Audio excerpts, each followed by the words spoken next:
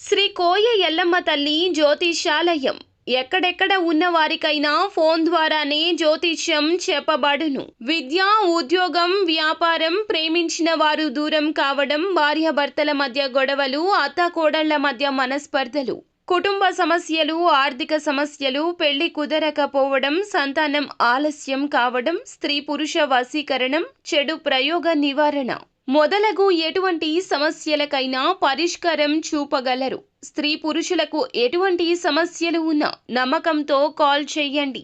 Guruji Govindaraju. Phone number 8886055556. బోరు బోరున ఏడుస్తారు. ఏమిటి ఆ విషయం, ఏం జరగబోతుందో వీడియోలో చూసి తెలుసుకుందాము. వీడియో నచ్చితే తప్పకుండా ఒక చిన్న లైక్ చేసి మమ్మల్ని సపోర్ట్ చేయండి. ఈ రోజున విషాదపూరిత లేదా అసహాయకరమైన నిజాలు అయితే బయటకు రాబోతున్నాయి. ముఖ్యంగా ఎప్పటి నుంచో అనుమానం ఉండి స్పష్టత లేక ఎప్పటికీ వదిలివేసిన విషయం ముందుకొస్తోంది.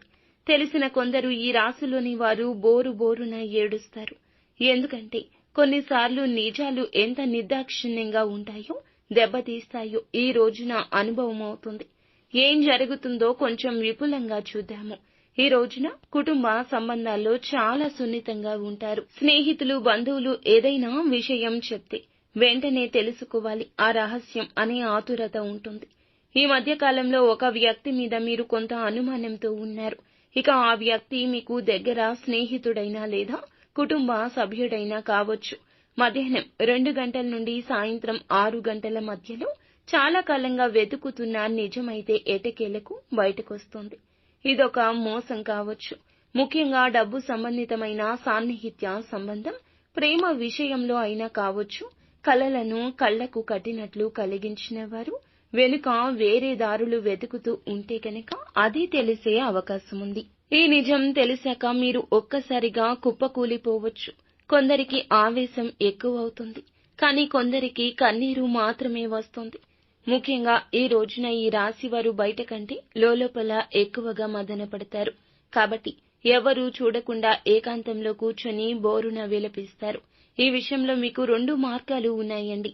ఒకటి, బాధను మనసులో పెట్టుకుని మళ్లీ దాన్ని కొనసాగించడం. రెండవది, ఎంతైనా కఠిన నిర్ణయం తీసుకుని ఆ వ్యక్తిని వదిలేయడం. ఏది సరిగ్గా అనిపిస్తుందో మీరే నిర్ణయించండి. కానీ ఒకటి గుర్తు పెట్టుకోండి, వృత్తిపరంగా, ఆర్థిక పరంగా ఈ విషయంలోకి ఇంకెవ్వరినీ లాగొద్దు. మీ మనసులోని విషయాలు మనసులోనే ఉంచండి. బయటకు స్లిప్ అవ్వకూడదు. అలా చేస్తే ప్రతిష్టకు దెబ్బ తగులుతుంది.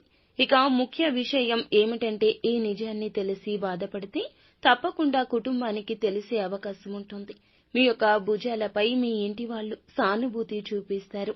కానీ సమస్యలను పెంచాల్సిన అవసరం లేదు కదా.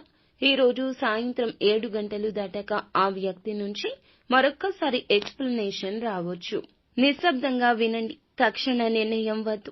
ఆలోచించండి. ఆర్థిక పరిస్థితి పరంగా ఈ నిజం డబ్బు సంబంధితం కావచ్చు. ఇలా అనుకొని లోటులు కూడా బయటపడవచ్చు. ఈ ఖర్చులు ఎటువంటి ఘర్షణ లేకుండా సామరస్యంగా ఎదుర్కోండి. ఎవ్వరికీ అప్పులు ఇవ్వడం లేదా తీసుకోవడం కూడా మంచిది కాదు. ఆరోగ్యం విషయానికి వస్తే ఎక్కువగా భావోద్వేగాలు, నిద్రలేని, హైడ్రేషన్, తలనొప్పులు ఉండొచ్చు. సరియైన నిద్ర అవసరము. ఏకాంతం కూడా. లోపల పుస్తకాలు చదవడము, హాల్లో చిన్న వాకింగ్ చేయడం మెల్లిగా కూల్ అవడానికి ఉపకరిస్తుంది. ఏకాంతంగా ఉండండి. ఆ ఆలోచనలే మిమ్మల్ని నడిపిస్తాయి.